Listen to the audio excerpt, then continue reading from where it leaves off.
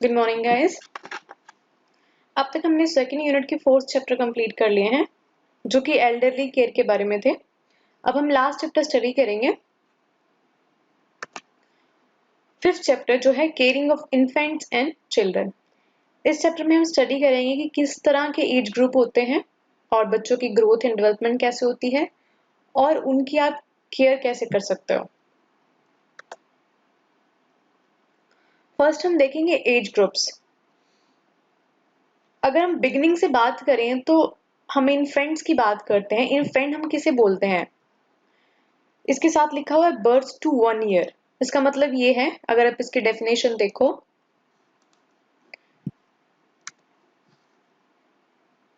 a new baby is an infant from the minute they are born until they have their first birthday। इसका मतलब ये है कि जब बच्चा पैदा होता है तो उसके 1 साल होने तक, उसके जन्म से लेके उसके फर्स्ट बर्थडे तक जो बच्चा है उसको आप इन्फेंट बोलोगे। इससे पहले भी एक चीज होती है, मैं बता दूं, जब बच्चा पैदा होता है और एक दिन तक के लिए हम उसको न्यूनेट बोलेंगे, न्यूनेट या फिर न्यूबॉर्न। लेकिन उसके बाद हम उसको बोलेंगे इन्फेंट, पैदा होने के बाद और उसके 1 साल तक, जब तक उसका फर्स्ट बर्थडे नहीं आ जाता तब तक वो बच्चा जो है इन्फेंट रहता है। नेक्स्ट है टोडलर। टोडलर क्या होता है? 1 से 3 साल के बच्चे को हम टोडलर बोलते हैं। They are a toddler after their first birthday and until they are 3 years of age। 1 साल से लेके 3 साल तक जब इन्फेंट कंप्लीट हो जाता है, उसके बाद आता है टोडलर, जब तक बच्चा 3 साल का नहीं हो जाता। These young children begin to walk and toddle around the house। ये जो टोडलर्स होते हैं ना, टोडलर की अब उसकी पहचान क्या होती है कि जो बच्चा है ना अभी अपने पैरों पे चलना सीखता है और खड़े होना सीखता है, और वो क्या करता है, अपने फिर घुटनों के बल घर में घूमता रहता है। ठीक है, चलता है और फिर कोई चीजों को पकड़ना, फिर उनके सहारे से खड़े होना टोडलर की पहचान है। ठीक है, उसके बाद है pre school child. Pre school child क्या होता है? 3 से 5 साल का बच्चा। टोडलर के बाद क्या आएगा? 3 to 5 years, यानी कि प्री स्कूल चाइल्ड, जो किड्स वे में जाते हैं या आंगनवाड़ी में जाते हैं। ठीक है, जिनमें क्यूरियोसिटी पैदा होती है स्कूल जाने की, कहीं बाहर जाने की, पढ़ने की, बुक्स देखने की। उनको नहीं पता है, अभी इतना नहीं पता, लेकिन उनमें क्यूरियोसिटी होती है। From the age of 3 until 5, a child is in a preschool age group. The young child has not yet started the first grade of school। अभी उसने फर्स्ट यूकेजी एलकेजी से शुरू नहीं किया है, लेकिन उसको क्यूरियोसिटी है। हम उसको प्ले वे में, आंगनवाड़ी में भेजता, जो उसको स्टडी के बारे में नॉलेज हो, पढ़ाई के बारे में पता चलेगी, पढ़ाई क्या चीज है और कहाँ से वो, मतलब उसको ग्रुप्स में बैठना है।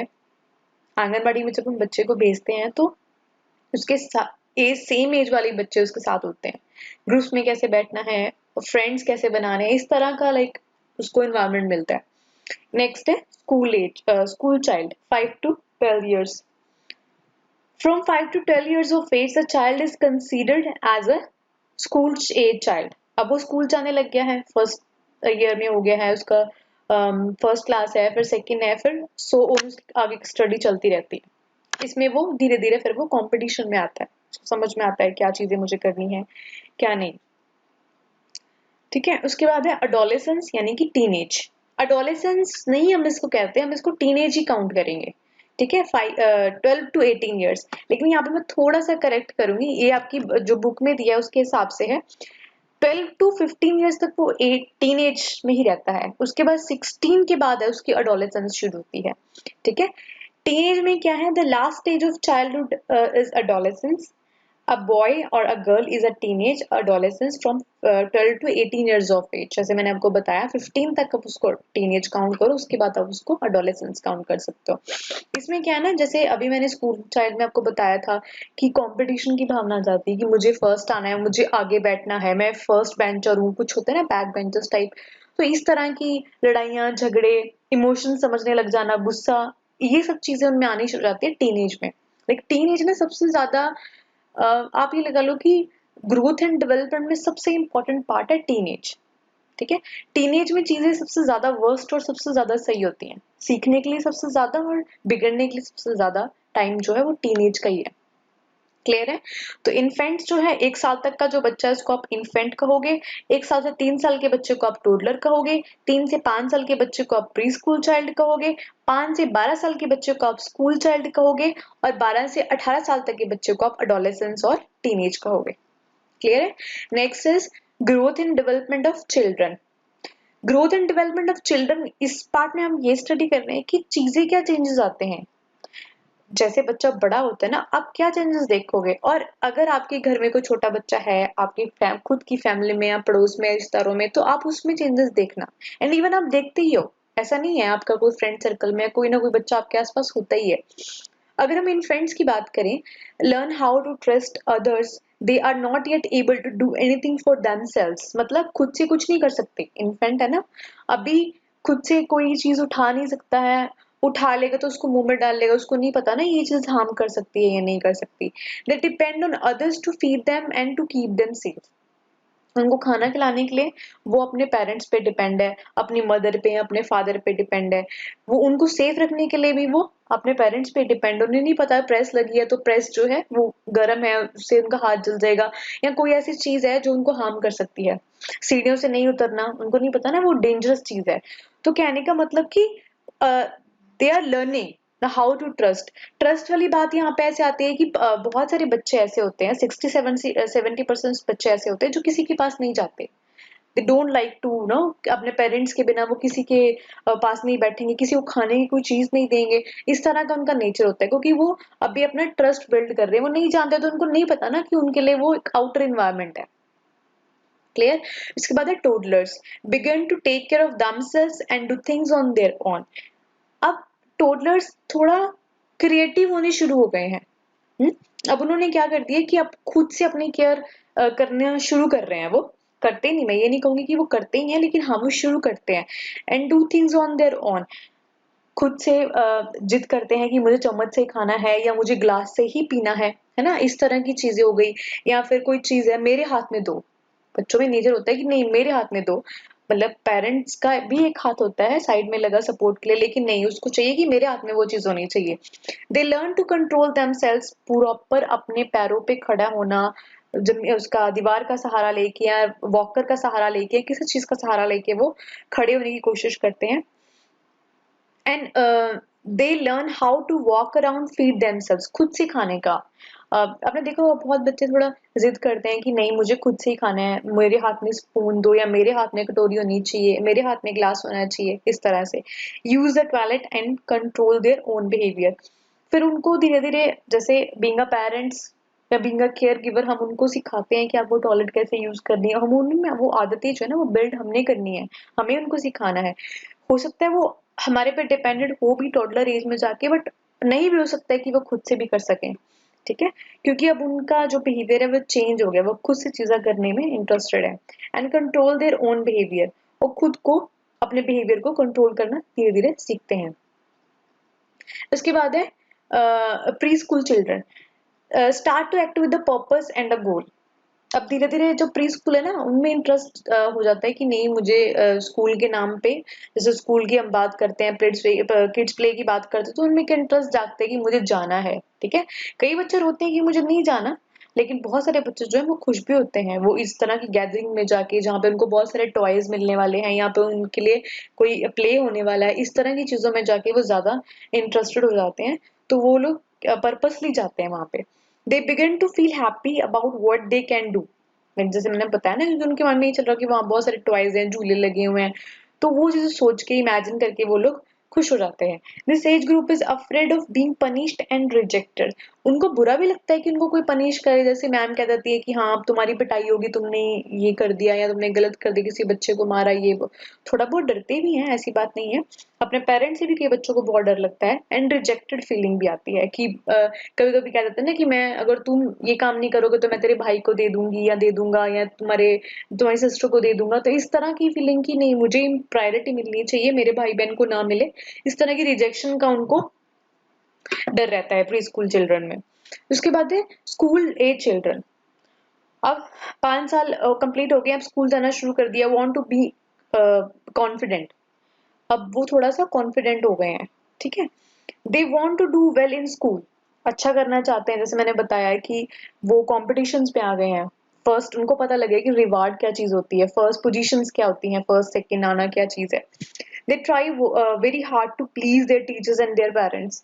वो टीचर्स को खुश करने के लिए भी होमवर्क भी करते हैं और ज़्यादा अच्छे से करने की कोशिश करते हैं, और अपने पेरेंट्स को भी दिखाते हैं कि हाँ देखो आज मम्मी या पापा हमने स्कूल में ये किया या हमारे स्कूल में ये हुआ है ना, इस तरह की क्यूरियोसिटी के साथ वो काम करते हैं। उसके बाद है अडोलेसेंस और teenage, want to be a part of group. इसमें क्या होता है ना कि जैसे मैंने वो पहले बताया था कि ये सबसे ज्यादा वर्स्ट एज होती है जिसमें ज्यादा चांसेस है बिगड़ने के भी और ज्यादा चांसेस है आपकी लाइफ बनने के भी। तो जैसे इसमें ये बात कह रहा है कि ग्रुप का पार्ट बनना, अब बहुत लोग जो लड़कियां हैं वो गैदरिंग में रहना पसंद करते हैं, ग्रुप में बहुत कम देखा होगा कोई अकेला बैठा हुआ है। बहुत सिंसियर बच्चे होते हैं या जिनके एम या टारगेट बड़े हैं वो सोचते हैं, बट ऐसा नहीं कि वो लोग भी ग्रुप में नहीं चाहते, वो भी बैठते हैं ग्रुप में कि हमारा ग्रुप हो या हमारा सर्कल होना चाहिए। They need to have a sense of self. सबसे बड़ी बात है ये, सेंस ऑफ सेल्फ। जब आपको सेल्फ रिस्पेक्ट, सेल्फ एस्टीम, ऐसी चीजें ऐसी बातें समझ में आने लग जाती, तभी ज्यादा झगड़े और ज्यादा बातें तभी होती हैं, तभी गुस्सा आता है कि मेरे को कैसे कह दिया, वो मेरे को कैसे कह सकता है। ये बड़ी सारी चीजें जो है मैटर करती हैं। And know who they are. अब वो सब अगर सपोज किसी के पास देखो बड़ी सारी चीजें हैं, बच्चों का जो नेचर है ना, वो इन बातों से भी बिगड़ सकता है कि मैं रिच हूँ या मैं मेरे पास इतना ज्यादा पावर है या प्रॉपर्टी है या कुछ भी। इन बातों से भी मैं इंटेलिजेंट हूँ, मेरे से ज्यादा समझदार या इंटेलिजेंट हो नहीं सकता, या इन चीजों से भी मैं क्लेवर हूँ, मैं आगे बैठता हूँ, मुझे ज्यादा टीचर सपोर्ट करते हैं या मैं मॉनिटर हूँ क्लास का। तो ये जो इमोशंस है ना, ये हमारे खुद के बनाए होते हैं, क्योंकि वो रियलाइज करने लग जाते हैं ना अपनी पावर को कि मैं पता नहीं क्या चीज हूँ या मैं दूसरों को नीचा दिखाऊंगा। कई कई बच्चे ऐसे करते भी हैं, जैसे टीनेज में बहुत सारे बच्चे जब मॉनिटर बनते हैं तो उनको ये होता है कि अब दूसरे बच्चों को कि मैं तुम्हारा नाम लिख दूंगा, टीचर को बता दूंगा, है ना। इस तरह की चीजें जो है उनमें आ जाती है, सेंस ऑफ सेल्फ वाली चीजें जो होती हैं। They form their own identity when they belong to a group. कई बार क्या होता है, ग्रुप का एक लीडर बन जाता है बच्चों में, ये हमारे ग्रुप का लीडर है, या मॉनिटरशिप ही लगा लो, बट मॉनिटरशिप समटाइम्स रॉन्ग भी हो जाती है। जरूरी नहीं कि सीआरशिप है या मॉनिटरशिप जो है वो बच्चों के हित के लिए ही अच्छी है, बट कई कई बच्चों के हित के लिए बुरी भी हो जाती है। वो आपस में दुश्मनी बन जाती है बच्चों की, एक दूसरे के साथ कॉम्पिटिशन वाली भावना हो जाती है उनके अंदर। क्लियर है। उसके बाद एडोलेसेंस तो है ही है, जब आपने डिसाइड करना है कि अब जिंदगी में अब आगे हमें कौन सा रास्ता जो है चूज करना है। सबसे जो डिफिकल्ट पार्ट है आपकी ग्रोथ का, सबसे डिफिकल्ट और सबसे ज्यादा लाइक रिस्पॉन्सिबल पार्ट जो है वो एडोलेसेंस और टीनेज में ही है। क्लियर है। उसके बाद है keeping children safe. Children have the greatest safety needs. सबसे ज्यादा इंपॉर्टेंट बात ये है, क्योंकि जो बच्चे उन्हें नहीं पता ना, जैसे मैंने पहले भी आपको बताया था, उनको अपनी सेफ्टी और सिक्योरिटी का नहीं पता, तो वो डिपेंडेंट है हमारे ऊपर। तो हमें, आपने देखा भी होगा बहुत सारी न्यूज ऐसे रहती हैं कि बच्चों के गले में कॉइन फंस गया है, उसने कोई चीज चॉकिंग हो गई है, कुछ फंस गया है, कुछ निकल गया, वो just because of our negligence, because हमने नहीं ध्यान दिया, इधर उधर हो गए, बच्चे ने वो चीज मुंह में ले ली। हमें पता अपने बच्चे का, तो हमें पता होना चाहिए कि उसका सराउंडिंग ऐसा ना हो, वहां पे ऐसी कोई चीज अवेलेबल ना हो जो थोड़े टाइम के लिए उसको खतरा पैदा कर दे, थोड़े टाइम के अंदर अंदर। सो इस तरह की चीजें हमने, उनका जो एनवायरनमेंट है या उनका जो रूम है, इस तरह का अपने मेंटेन रखना है। For example infants will put almost anything in their mouth। मैंने अभी आपको एग्जाम्पल दिया कि कोई भी, ये बड़ा कॉमन है, आपको 99% केसेस ऐसे मिल जाएंगे आपके आसपास, आपके रिश्तेदारों में, कि बहुत सारे बच्चे हैं, यानी आप खुद भी देखोगे कि बच्चे खुद से कोई ना कोई चीज मुंह में ले लेते हैं, including poison and small things that they can choke, जो उनके गले में फंस जाए। इस तरह से पीने वाली चीज भी कोई है, फिनाइल की बोतल पड़ी है या कोई भी एज सच कोई पॉइजन या कोई केमिकल ऐसा पड़ा है जो उसके लिए पॉइजनस है। सो हमें जो है, हमें खुद को ही जो उसका सराउंडिंग है वो क्लीन रखना है, क्लियर रखना है, कि उसमें ऐसी कोई चीज ना हो जो उसको, अगर आप उसके आंखों से इधर उधर हो भी रहे हो तो मेक श्योर कि चीजें आसपास ऐसी ना हो। In addition to putting strange things in their mouth, infants and young children also do not know the difference between things that are safe and those that are not। मैंने आपको पहले भी बताया था, चीजें उन्हें नहीं, वो रिकॉग्नाइज नहीं कर पा रहे ना कौन सी चीज से मुझे नुकसान होने वाला है।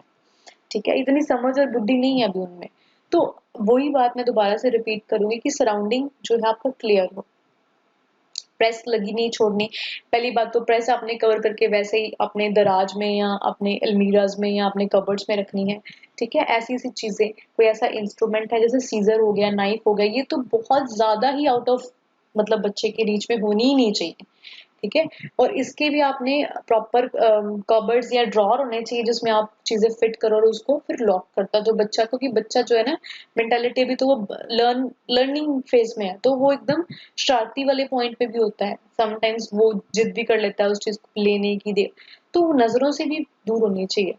ठीक है ना, जैसे सीजर हो गया, नाइफ हो गया, और भी कोई शार्प जैसे सेफ्टी पिन हो गया या स्टेपलर या फिर नेल कटर, इस तरह की जो शार्प इंस्ट्रूमेंट है वो बच्चे के आसपास नहीं होने चाहिए। केमिकल हो गए या मेडिसिन की जो सिरप है या टैबलेट है, ये इस तरह की कोई चीज जो बच्चे को, हाँ, घर में वैसे भी उसके आसपास कोई ऐसी चीज होनी ही नहीं चाहिए। They are very curious and they will try just about anything. एक मैं चीज और ऐड करना चाहूंगी इसमें, सबसे इम्पोर्टेंट बात क्या है वो ये है कि अगर आप पेट रख रहे हो घर में, कोई आपने जानवर पाला हुआ है, कुत्ता है, बिल्ली है, कुछ भी है, तो अगर आप बच्चा आप उसके साथ खेल रहे हैं तो वो भी क्लीन होना चाहिए। ऐसा नहीं वो ना खेले, बट वो भी क्लीन होना चाहिए। उसकी प्रॉपर इम्यूनाइजेशन उस एनिमल के, उसका टीकाकरण प्रॉपर होना चाहिए, सो किसी तरह की कोई प्रॉब्लम ना हो, क्योंकि बच्चे को उसका हार्म हो सकता है। तो ये चीजें सारी हमने जो है वो मेंटेन रखनी है। इसके बाद है taking care of nutrition of infants and children. हमें सबसे इम्पोर्टेंट पार्ट है उनकी न्यूट्रिशन का, हमें ध्यान रखना है, क्योंकि उनकी इम्यूनिटी अभी बननी है, बिल्डअप होनी है। तो जैसा फूड होगा, हमने पढ़ा था फूड से ही हमें एनर्जी और इम्यूनिटी मिलती है, क्योंकि अभी उनका सब कुछ बना शुरू होना है, उनकी बॉडी की ग्रोथ होनी है, उनके अंदर सब कुछ डेवलप होना है। तो उसके लिए हमें प्लान करना पड़ेगा किस तरह का न्यूट्रिशन हमने उनको देना है। Infants need extra iron and fats from whole milk formula और ब्रेस्ट मिल्क। कहते हैं ना बड़ा जरूरी है माँ का दूध देना पहले 6 महीने 7 महीने, तो वो बहुत इंपॉर्टेंट, क्योंकि सबसे ज्यादा इम्यूनोग्लोबिन जिसको आप एंटीबॉडीज बोलते हो वो दूध से ही मिलता है, माँ के दूध से। Infants get baby foods at about 4 to 6 months of age starting with cereal. उसके बाद क्या है ना कि बच्चा 4-6 महीने के बाद फिर वही बात है, दाल आप उसको दे दो बॉईल करी हुई, ठीक है, इस तरह की चीजें आप उसको, दलिया दे दो, फिर दलिया दे दिया, दाल दे दिया आपने उसको, बॉइल्ड आपने उसको पटेटो दे दिया, है ना, केला दे दिया मैश करके, इस तरह की चीजें आपको जिसमें फैट ज्यादा है। Toddler like to eat foods that they can pick up with their hands and eat. अब टोडलर की बात करें, टोडलर जो उसके हाथ में आ गया, जैसे कोई फ्रूट है, ऑरेंज का छे वो हो गया, पार्ट हो गया, ठीक है, ग्रेप्स हो गए, इस तरह की चीज, बिस्किट्स हो गए, इस तरह की जो उनके हाथ में इजिली आ जाए, जिससे वो हाथ में लेके उसको खा सके। They start to use cups instead of bottles. अब उनको नहीं मन करता बॉटल से दूध पीने का, अब वो कहते हैं ग्लास से दो या कप से दो। They may sorry they may even begin to use a spoon to feed themselves। अब उनको वो चम्मच वाली फीलिंग भी आ रही है कि मैं चम्मच से खाऊं पेरेंट्स को खाता देख के, है ना, लर्निंग फेज में है इसलिए। Teenagers need extra calories, protein, calcium, iron, iodine and B complex vitamin for their growth.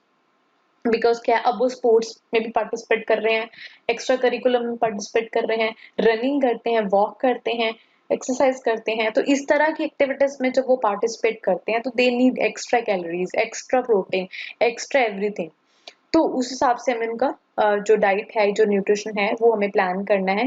They often do not get a good diet, they eat a lot of snacks and fast food, क्योंकि वो अब teenage है, शरारती उम्र है, जो बाहर खाना ज्यादा पसंद है, क्योंकि नई नई चीजें एक्सप्लोर करनी है ना, तो उनको नहीं पता कि भी ये अच्छा नहीं है। आपने देखा होगा बहुत सारे बच्चे ऐसे खाते हैं, यानी इवन आप भी उनमें से एक ही हो। बट मैं अब फिर भी आपको रिक्वेस्ट करूंगी कि आप ये चीजें मत खाओ, फास्ट फूड, जंक फूड मत खाओ। अभी आप अपनी हेल्थ पे कंसंट्रेट करो अपनी, क्योंकि अभी आपकी ग्रोथ एंड डेवलपमेंट का टाइम है। जैसे ही आप एक बार फिट हो जाओगे, फिर उसके बाद जब आपको पता है आपकी बॉडी को ये बाहर वाली चीजें हार्म नहीं इतना करेंगी, तब आप वो चीजें खा सकते हो। लेकिन अभी राइट नाउ आपको अपनी हेल्थ के ऊपर कंसंट्रेट करना है, आपको बॉडी फिट करनी है। Infants need frequent small feedings. Infants को आप फिर थोड़ा थोड़ा देते हो, लेकिन बार बार देते हो, 1-2 घंटे का गैप डाल के। They have to be kept warm with the blanket and proper clothing because their body is not yet able to control its own temperature. Infant जो है उसको ज्यादा चांसेस है ठंड गर्मी लगने के, ठंड के, तो इसलिए क्योंकि टेम्परेचर अभी वो खुद से मेंटेन नहीं कर पा रहे हैं, तो उसके कपड़े जो है फुल स्लीव होने चाहिए, मतलब इस तरह से हमने उनका केयर करना है। Infants can also become dehydrated very quickly, जल्दी उसको डिहाइड्रेट हो जाता है, पानी की कमी हो जाती है, तो पानी मिल्क ये सब चीजें हमने ज्यादा देनी है। दे हैव डायरिया और वॉमिटिंग, बिकॉज बच्चा जो है ना जब छोटा होता है 1 साल तक के बच्चे को ज्यादा डायरिया वॉमिटिंग इस तरह की प्रॉब्लम्स हो जाती हैं, तो डिहाइड्रेशन होने के चांसेस ज्यादा हैं, तो हाइड्रेशन को आपने मेंटेन रखना है। टेकिंग केयर ऑफ टीन्स, अब ये पर्टिकुलर पार्ट जो है वो टीनेजर्स के बारे में, क्योंकि जैसे आपकी एज बढ़ती है आपके अंदर चेंजेस आते हैं। चेंजेस जो आते हैं उसमें कुछ चेंजेस अच्छे भी होते हैं, कुछ बुरे भी होते हैं, लेकिन वो एक्चुअली आपके लिए कोई हार्मफुल चेंजेस नहीं होते हैं, बट वो आने ही होते हैं उस टाइम पीरियड में। तो हम वो स्टडी कर लेते हैं, कॉमन डिसऑर्डर इन एडोलेसेंस। तो ये हम स्टडी कर लेते हैं क्या क्या चीजें आपको एडोलेसेंस या टीनेज में फेस करनी पड़ सकती है। First of all is acne. Acne सबको होता है, पिंपल्स हो गए फेस पे, क्योंकि प्यूबर्टी टाइम में ग्रोथ हो रही है, आपके आपके हार्मोन रिलीज हो रहे हैं, आपके पार्ट्स की ग्रोथ हो रही है, तो एक्ने जो है वो कॉमन इशू है। Next is anaemia. Anaemia iron की कमी मोस्टली बच्चों में हो जाता है कि हीमोग्लोबिन कम है आपके ब्लड में, तो वो उसके लिए आयरन टैबलेट्स भी गवर्नमेंट स्कूल में डिस्ट्रीब्यूशन होती है उनकी, हम देते हैं बच्चों को एवरी मंथ, बोल तभी जब एवरी मंथ आपको टैबलेट आयरन की दी जाती है। और मुझे पता है बहुत सारे बच्चे नहीं भी लेते, तो प्लीज आप सब लोग आयरन टैबलेट जरूर लें। अगर आपका फूड इतना अच्छा नहीं है जिसमें आयरन नहीं है तो आपको टैबलेट्स नहीं, और अगर नहीं आप लेना चाहते तो आप उस तरह का खाना खाओ जिसमें आयरन ज्यादा है। ठीक है, चने खा लिए आपने, और या फिर आपने जैगरी यानी कि गुड़ खा लिया, इस तरह की चीजें आप खाओ ताकि आपको अनीमिया जैसी प्रॉब्लम ना हो। ठीक है, इसके बाद है ब्रेस्ट मासेस। ब्रेस्ट का साइज बढ़ना शुरू हो जाता है, या कई कभी हमें थोड़ा ब्रेस्ट में गिल्टी टाइप या ऐसा मास फॉर्मेशन लगती है, लेकिन वो नॉर्मल होता है क्योंकि ग्रोथ वाला टाइम है ना अभी, तो इसमें ऐसा कुछ मतलब ज्यादा प्रॉब्लम वाली बात नहीं है। कभी लगता है तो हम चेक करा सकते हैं डॉक्टर को। Delayed early onset of menses, जल्दी हो जाना पीरियड्स, जैसे अब क्या है 6 7 की लड़कियों को बहुत अर्ली एज में पीरियड्स हो जाते हैं, या फिर बहुत लेट होना, 11 12 हो गई है, मतलब 17 18 ईयर्स की एज हो गई है, पीरियड नहीं हुए हैं, 19 ईयर्स, कई बार 19 ईयर्स में जाके पीरियड्स होते हैं, तो वो कोई प्रॉब्लम वाली बात नहीं है, उसके लिए वरी करने की कोई जरूरत नहीं है। उसके बाद डिप्रेशन। डिप्रेशन एक डिप्रेशन के बड़े सारे फैक्टर्स हैं, हो सकता है आपके घर में ही बड़ी प्रॉब्लम है कि आपका एनवायरनमेंट ही ऐसा है कि जो आपके आसपास स्ट्रेस की वजह से आप स्ट्रेस में आ गए हो, या फिर स्कूल में आप किसी से परेशान हो, कोई आपको तंग कर रहा है, इस तरह की चीजें जो है वो उस केस में आप डिप्रेशन में आते हो। लेकिन उसके लिए आपको प्रॉपर काउंसलिंग, अगर आपको कभी भी ऐसा लगता है तो आपके आसपास सीएचसी या सिविल हॉस्पिटल में जाके आप साइकोलॉजिकल डिपार्टमेंट में आप कंसर्न कर सकते हो। वो आपको फ्रेंडली आपको काउंसलिंग करेंगे, आपको गाइड करेंगे आपके बिहेवियर के बारे में और आपकी ग्रोथ के बारे में। ठीक है, और इवन अगर आप कहीं नहीं जाना चाहते तो सबसे बेस्ट आप अपने टीचर से बात कर सकते हो इस चीज के बारे में। Next is excessive hair growth. Hair growth होना ये भी कॉमन बात है, ज्यादा हो रहा है, बहुत ज्यादा हो रहा है, तो आप उन चीजों के लिए आप डॉक्टर को कंसर्न कर सकते हो। ग्नाइकोमेस्टिया। ग्नाइकोमेस्टिया क्या होता है, जब छाती का साइज बढ़ जाता है लड़कों में, ठीक है, और अगर ग्नाइकोमेस्टिया अपने आप में एक प्रॉब्लम ही है, एक तरह की डिसऑर्डर लगा दो या प्रॉब्लम लगा दो, तो उसके लिए आपको डॉक्टर से कंसर्न करना है अगर ऐसी कोई इशू आपको आता है। हेडेक्स है, हेडेक अगर आपको कंटिन्यू रहता है तो आप दिखा सकते हो कि कोई किसी तरह का आपको माइग्रेन या कोई ऐसी इंटरनल कोई आपको डिसऑर्डर ना हो। Hormonal problems. हार्मोनल प्रॉब्लम्स हैं, पीरियड शुरू हो गए हैं लेकिन 2 या 3 महीने रुक के आते हैं, या दर्द ज्यादा होती है, इस तरह की जो चीजें हैं वो आप डॉक्टर से कंसर्न कर सकते हो। मेंटल हेल्थ काउंसलिंग मैंने अभी आपको बताया था, ज्यादा गुस्सा आना, या फिर अकेले रहने का मन करना, या फिर मतलब बैड फीलिंग्स आना किसी के लिए, इस तरह की हमें करनी चाहिए। इवन मैं आप लोगों को भी बोलती हूँ क्लास में कि आपके मन में कोई ऐसी बात आती है किसी को लेके, गुस्सा है किसी के प्रति, या कोई ऐसा गलत फीलिंग आ रही है, तो आप ड्रग्स ना लो, आप स्मोकिंग ना करो, आप अल्कोहल ना लो, उस चीजों को छुपाने के लिए उससे बेटर है कि आप किसी के पास कंसर्न कर लो। ठीक है, अपनी हेल्थ काउंसलिंग या मेंटल काउंसलिंग के लिए आप मेरे पास भी आ सकते हो, हम लोग बैठ के उसके बारे में डिस्कस कर सकते हैं। उसके बाद मेंस्ट्रुअल प्रॉब्लम्स है। मेंस्ट्रुअल प्रॉब्लम्स में क्या होगा, पेन, पीरियड्स आते हैं रुक रुक के आ रहे हैं, अभी मैंने बताया, या फिर ज्यादा पेन हो रहा है, या ब्लीडिंग कम हो रही है, या फिर बहुत ज्यादा ब्लीडिंग हो रही है, तो इस तरह की प्रॉब्लम्स जो है वो आप डिस्कस कर सकते हो, आप मेरे साथ भी डिस्कस कर सकते हो। और जब आप CHC में भी जाके डिस्कस कर सकते हो, या फिर जब आप हॉस्पिटल में जाते हो विजिट के लिए वहां पे भी डॉक्टर के साथ डिस्कस कर सकते हो। मसल स्ट्रेन्स एंड स्प्रेन, ये जैसे अगर आप स्पोर्ट्स में हो तो हो जाता है, मोच आ गई पैर में, मसल में, ठीक है, खिंच गया, ये सब। लेकिन ज्यादा कुछ प्रॉब्लम लगे, ज्यादा सीवियर पेन है, तो आप डॉक्टर को कंसल्ट कर सकते हैं। न्यूट्रिशन काउंसलिंग, क्या खाना आपके लिए क्या अच्छा है, ये सब चीजें। ओबेसिटी, ओबेसिटी क्या था ना, ओवरवेट हो जाना। बहुत सारे बच्चा में देखा होगा छोटी एज में इतने मोटे हो जाते हैं, ठीक है, बहुत ज्यादा मांस हो जाता है बॉडी में, जो कि गलत है, ठीक है। आगे जाके हार्ट प्रॉब्लम्स हो जाती हैं, कोलेस्ट्रॉल लेवल बढ़ जाता है, तो ये सब चीजें जो है आपको पहले से ही मेंटेन करनी पड़ेंगी। उसके बाद प्यूबर्टी क्वेश्चंस, बच्चों के मन में बड़े सवाल होते हैं, ठीक है, वो जैसे एज बढ़ गई, बॉडी पार्ट्स बढ़ गए हैं, है ना, तो इस तरह के क्वेश्चंस उनके मन में होते हैं, तो आप स्टडी कर सकते हो। मन में कुछ भी आता है इस तरह का, आप अपने टीचर से स्टडी करो, या फिर CHC में मैंने आपको बताया आप हेल्थ काउंसलिंग के लिए जा सकते हो। स्कूल प्रॉब्लम्स, आप स्कूल प्रॉब्लम्स आज के टाइम पे सबसे मेजर प्रॉब्लम्स यहाँ पे आती हैं, किसी के साथ नहीं बनती, हुँ? या फिर लड़ाई झगड़ा हो गया, या फिर टीचर आपको लगता है कि मेरे से पार्शियलिटी कर रहा है, मेरे फ्रेंड को ज्यादा सब मतलब इंपॉर्टेंस दे रहा है, मुझे कम दे रहा है, तो इस तरह की अगर आपको लगता है तो आप टीचर के साथ, पहले तो आप टीचर के साथ ही डिस्कस करो, उसके बाद अपने क्लास टीचर के साथ, और उसके बाद हो सकता है प्रिंसिपल के साथ भी कर सकते हो, नहीं तो एट द एंड अपने पेरेंट्स के साथ, ठीक है। आपको लगता है कि आप ज्यादा, आपकी परफॉर्मेंस बुरी हो रही है, या आप अच्छा पढ़ रहे थे लेकिन अब आप अच्छा नहीं पढ़ रहे हो, उसमें दो चीजें हो सकती हैं, हो सकता है आप स्कूल एनवायरनमेंट से परेशान हो सकता है आपके घर में कोई प्रॉब्लम है, ठीक है, ये भी डिस्कस आप कर सकते हो। कहने का मतलब कोई भी प्रॉब्लम, कोई भी किसी भी तरह की इशू है, आपकी हेल्थ को लेके, क्लास को लेके, घर को लेके, आप अपने टीचर के साथ डिस्कस कर सकते हो। सेक्सुअल रिस्क बिहेवियर्स, गलत सोचना, गलत मन में थिंकिंग आना, जरूरी नहीं लड़कों में ही होता है, ये लड़कियों में भी होता है, इस तरह की फीलिंग, लाइक अर्ली एज में सोचना इन चीजों के बारे में, ये बड़ी ठीक है, ये पार्ट ऑफ लाइफ है, लेकिन इसका भी आपके पास टाइम आएगा जब चीजें चेंजेस होंगी लाइफ में, जब आप आगे बढ़ोगे, रिस्पॉन्सिबल होगे, तो इन चीजों के लिए भी आपको टाइम मिलेगा। बट अगर अर्ली एज में, स्कूल एज में, टीन एज में, अभी आप छोटी क्लास में हो और आप इन चीजों के बारे में सोच रहे हो, तो आपकी ग्रोथ रुक जाएगी कंप्लीटली। अगर आपके मन में ऐसे विचार बार बार आते हैं, तो उनके लिए भी आप काउंसलिंग के लिए जा सकते हो और अपने टीचर से भी बात कर सकते हो, ठीक है। इसके बाद है स्किन रैशेस, स्किन में रैशेस पड़ना, स्लीप प्रॉब्लम, नींद नहीं आना अच्छे से, वही स्ट्रेस हो सकता है, या और अगर कोई प्रॉब्लम होती है तो आप डॉक्टर से कंसल्ट कर सकते हो।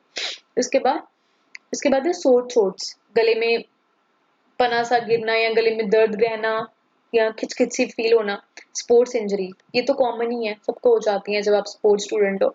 ट्रांसजेंडर हार्मोन थेरेपी, ये एक्चुअली इतना इंपॉर्टेंट नहीं है, पर इसके ऊपर वैसे लाइक छोटा सा वैसे डिस्कस कर लेते हैं। ट्रांसजेंडर क्या होते हैं, जो ना मेल है या फीमेल है, ना तो मेल है ना ही फीमेल है, ठीक है। तो उन ऐसे अगर आपके पास आप स्टूडेंट्स, आपके फ्रेंड्स हैं, मेट्स हैं, तो आप उनसे लाइक उस तरह से नजर से आप उनको नहीं देखोगे, ठीक है। बहुत सारे लोग, इंडिया में तो मैं नहीं जानती, बट हाँ अब्रॉड में बहुत सारे लोग अपना ट्रांसजेंडर वाले जेंडर चेंज करवाते भी हैं, हार्मोनल थेरेपी लेते भी हैं। लेकिन अगर आपके आसपास कोई ऐसा है तो उसको आप उसके जेंडर के अकॉर्डिंग आप उसको नीचा नहीं फील कराओगे, ठीक है। उसके बाद है वेजाइनल डिस्चार्ज, लड़कियों में क्या होता है, वेजाइनल डिस्चार्ज उनको अर्ली एज में होना शुरू हो जाता है, व्हाइट कलर का पानी पड़ना, ना इस तरह की प्रॉब्लम। लेकिन उसमें आपको घबराना नहीं है, अगर आपको बहुत ज्यादा प्रॉब्लम हो रही है, स्मेल आ रही है उसमें, या आपको पेन लग रहा है, तो आप डॉक्टर को कंसल्ट कर सकते हो। लेकिन ये नॉर्मल बात होती है, जैसे आपकी एज बढ़ती है ना, तो ये साइन है कि आप एक मेच्योर हो रहे हो, मेच्योरिटी की तरफ जा रहे हो, तो इसमें कुछ वरी वाली बात नहीं है। तो अगर फिर भी कुछ ज्यादा इशू आपको लगता है, पेनिंग है, या उसमें कलर व्हाइट कलर होना चाहिए, येलो है या ब्राउन है, या अलग कलर कोई आ रहा है, या फिर उसमें आपको स्मेल आ रही है, तो आप डॉक्टर को कंसल्ट कर सकते हो। इसके बाद है वेट लॉस। वेट लॉस देखो, ये मैंने बहुत सारे बच्चों में देखा है वेट लॉस, वो क्या है ना, क्योंकि आप अपना प्रॉपर फूड नहीं खा रहे हो, दूसरा आप ऐसी चीजों में इन्वॉल्व हो गए हो, ना तो यहाँ तो आप पढ़ ही रहे हो, या फिर आप बहुत ज्यादा पढ़ रहे हो, बहुत कंसंट्रेशन लगा रहे हो, ऐसा नहीं होना चाहिए। चीजें बैलेंस करके आपको चलनी पड़ेगी, खाना भी खाना है, खेलना भी है, ठीक है, और पढ़ना भी है, और सब चीजों में पार्टिसिपेट भी करना है। और सबसे इम्पोर्टेंट बात भी, कोई गलत चीज की तरफ आपने ध्यान नहीं डालना, चाहे वो सेक्सुअल रिलेशनशिप है, चाहे वो एक नॉर्मल कॉमन फॉर्मल रिलेशनशिप है, इसी उम्र में अभी राइट नाउ आपने, जब तक आप स्कूल एज में हो, आपने इस तरह किसी रिलेशनशिप के बारे में नहीं सोचना, सिर्फ जस्ट फोकस करना है अपने फ्यूचर के बारे में। आपको सब चीजों का टाइम मिलेगा, आपकी लाइफ में सब चीजें आएंगी।